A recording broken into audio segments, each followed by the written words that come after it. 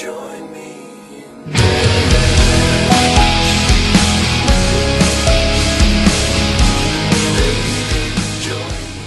What is your personal opinion? How has the band changed over the last few years?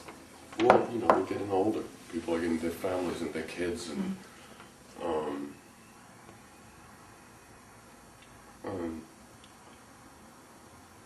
it's hard to tell. You know, people change anyway. You know, whether they would be in a band or not.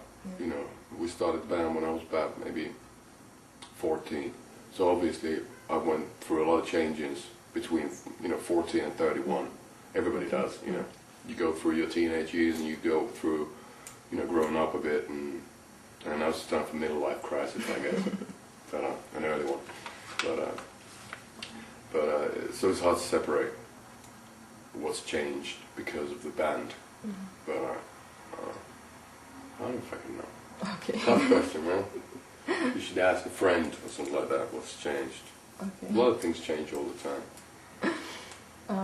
Has there ever been a point in your career where you thought you were losing ground? Losing ground in what sense? I don't know.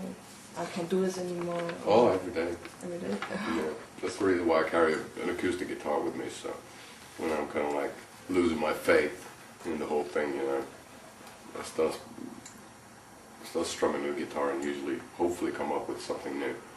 It is fairly tough at times, especially being on tour. It's very boring and not very inspirational because you're I've been in this city many times, and I've seen a lot of things around the world. So, but nowadays I prefer being back home. Yeah. It's quiet, it's peaceful, not so much traveling. But so we try not to overwork ourselves. What we did before. We still keep on touring a lot, and we've been releasing albums every 2.5 years, which is still it's fast pace for a band nowadays. But I try to keep as many breaks as possible, just keep everybody's headspace good. Oh, okay. What annoys you most in the music business? It doesn't annoy me. Maybe because you gotta understand that music is music and business is business, and the music business is about selling art. Yeah. So it's like being an art gallerist. Yeah. You're putting pieces of art on the walls and hoping that somebody's gonna buy them. And so it's not. It's there's a lot of great people working in the music industry, but also there's a lot of people who think that since they are in the business side of things, they know something about music. And then there's a lot of musicians that think that they know a lot about business. Yeah. And there's very few that actually do. I'm not a businessman myself. I do read all the contracts and I know what's going on in that sense, but that's not my life is not that. My life is writing music. So I'm glad that we have the opportunity of working with people who take care of that side for us. Okay. Many fans travel to other countries, especially to enjoy their concert from you. Gave it a band you did the same for? Kiss. Yes. Okay. Yeah, it was when they had got their masks back, mid-90s. It was 94, 95, 96, whatever. I traveled to Stockholm. So that was probably the only one. I was supposed to do that. I was supposed to fly over to, was it Belgium, to see Iggy Pop with Linde, but then all of a sudden the gig happened. So because of a lot of touring, we didn't have the time, I was supposed to fly over to London after our gig in Tilburg to see Mission playing their last gig. But we're playing 6 gigs right after that, so I don't want to, I have 1 day off, so I'd rather rest.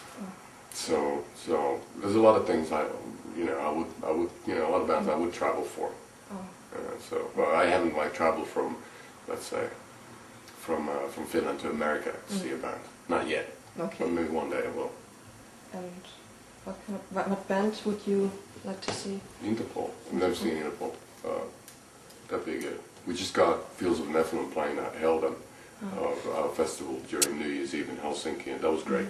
I saw him back in, was it 2000, 2001. So playing the, I guess it was Metaluna Festival here, and so that was good. But you know, it's the best thing is just to see a band you don't know anything about and then be like, wow, this is great. And it usually just happens by an accident. You end up being in the club and you're like, what the fuck's going on? That's fun. Okay, last question. If you were a journalist, what question would you ask yourself?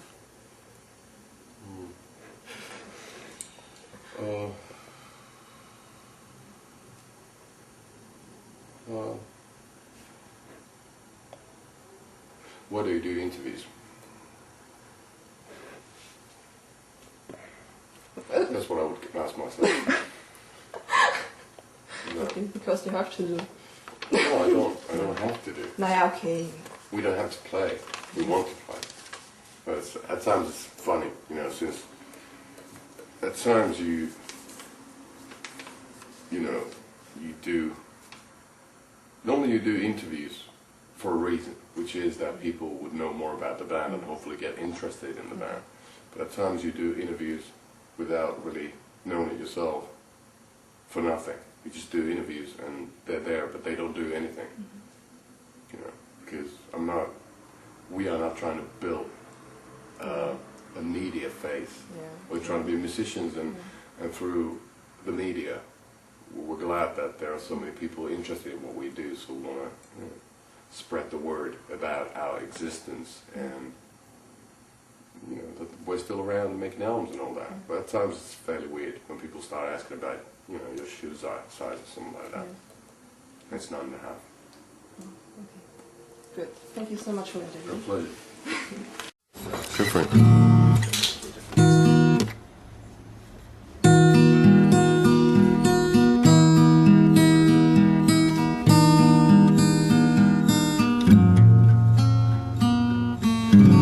Sorrow rebuild me as I step out of the lights. Misery strengthen me as I say my goodbye, as I heal my wounds with grief